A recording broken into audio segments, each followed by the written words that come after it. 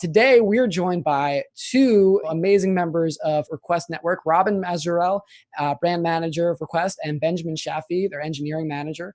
Request is an open network for transaction requests. They're building a distributed transaction network for businesses and users to send both invoices and receipts.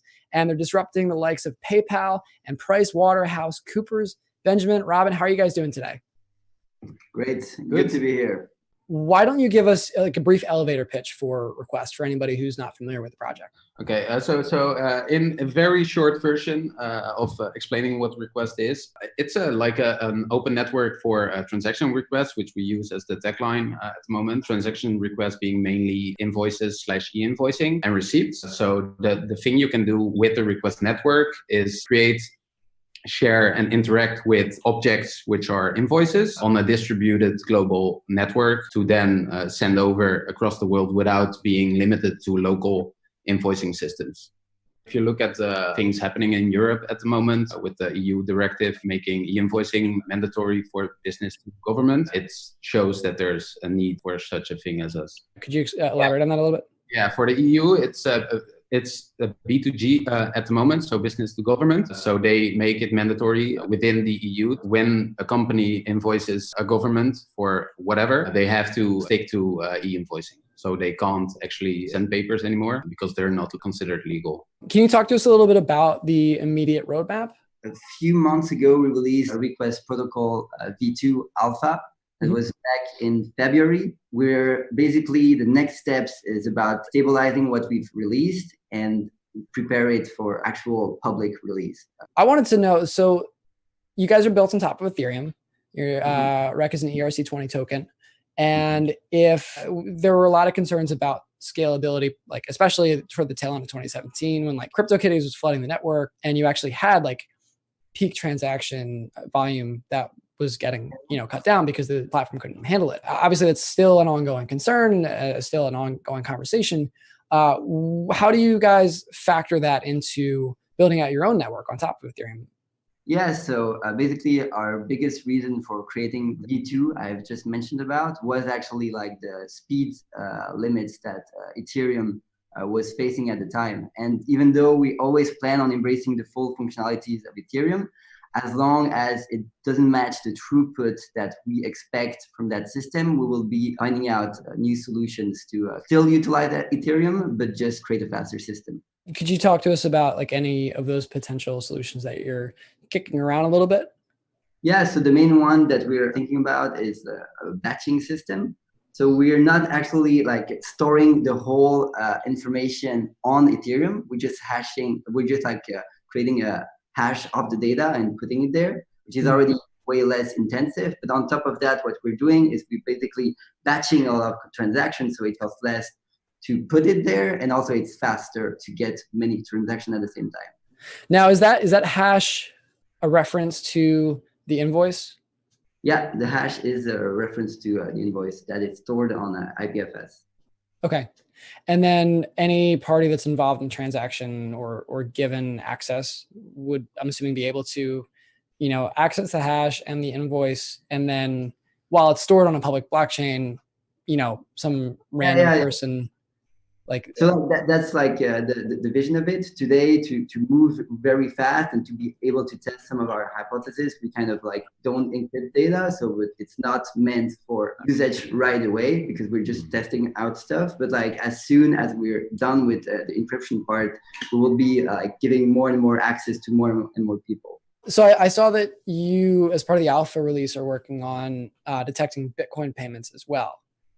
How does that work exactly? So for Bitcoin, it's quite common to generate addresses per transaction. So a usual Bitcoin transaction will go as you generate a new address, and then you will receive some payment on that address. So we make use of this by saying, okay, so you make a request and you look after you monitor this address. And once this address is filled with money, you consider like the request would be paid. That's how we do the payment detection on Bitcoin. What are you guys working on right now? Like, what does your day-to-day look like? We're basically focusing on stabilizing our infrastructure, getting feedback from our testers and integrating them as fast as possible. So we are able to basically, again, deliver this to the public as soon as possible. Enough from me. let's open it up, open the floor. G.I. Joey, how is the team going to improve their communication skills? Two previous partners have publicly criticized the team and left. They hinted at poor communication. So G.I. Joey wants to know, what your thoughts are there.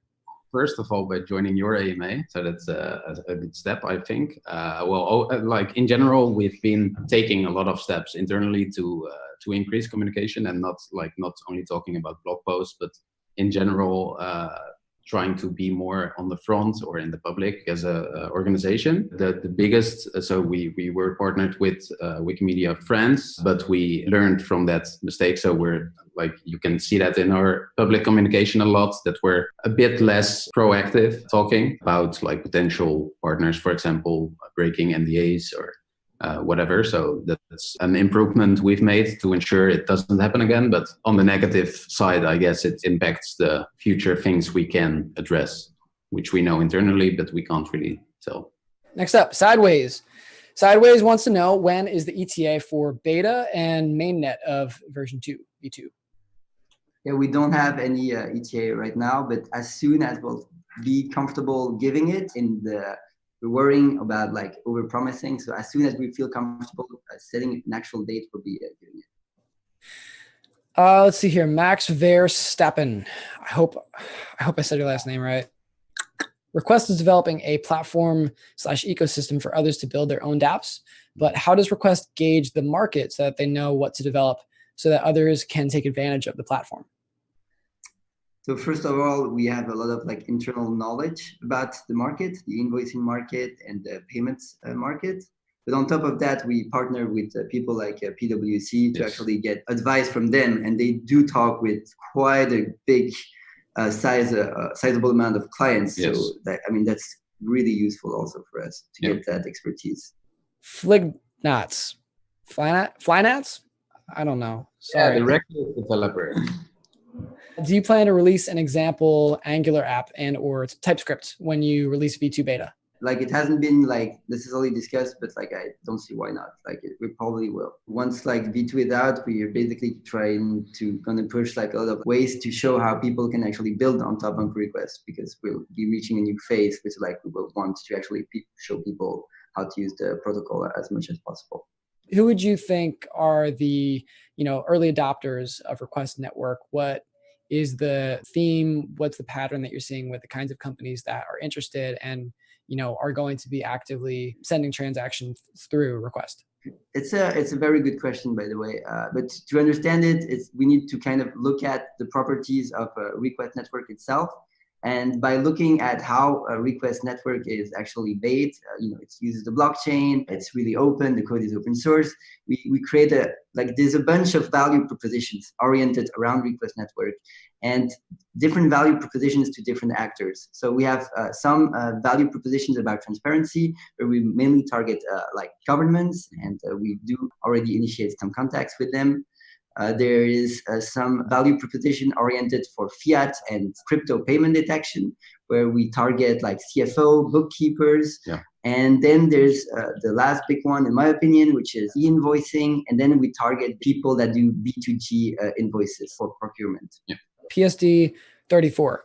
It's a scaling solution with fast finality, high, maybe in the ballpark of millions, high transactions, trustlessness, and predictable fees, necessary for your idea of a future, more final version of Request to be adoptable in mass. Oh yeah, so high throughput is essential to the adoption of Request, especially since we're targeting big actors that don't deal with 1,000 transactions per day. It's often when we check one government, for example, we had figures 1.3 billion transactions in the year, and that's just says what kind of scale we're dealing with here. And so we really need to have a strong emphasis on those solutions. And then as far as the solutions, you're looking at, what are you looking at besides Plasma? Because Plasma is still being actively developed, and it's not where we're at yet. Yeah, so Plasma, again, as soon as Ethereum enhance their capabilities, we will use them if we see an opportunity that suits our use case. But right now we're developing our own solution to tackle those problems. And so we have our own solution to kind of write low latency and high throughput data onto the blockchain. Okay, so it's three-parter actually. Are you currently negotiating with governments about request and the positive impacts that it might have on governmental financial systems? So yes, we are already in contact with some governments, and some governments are quite interested to be more transparent. And it's also about we have a good use case with the tax use case, creating visibility of your country's financial system.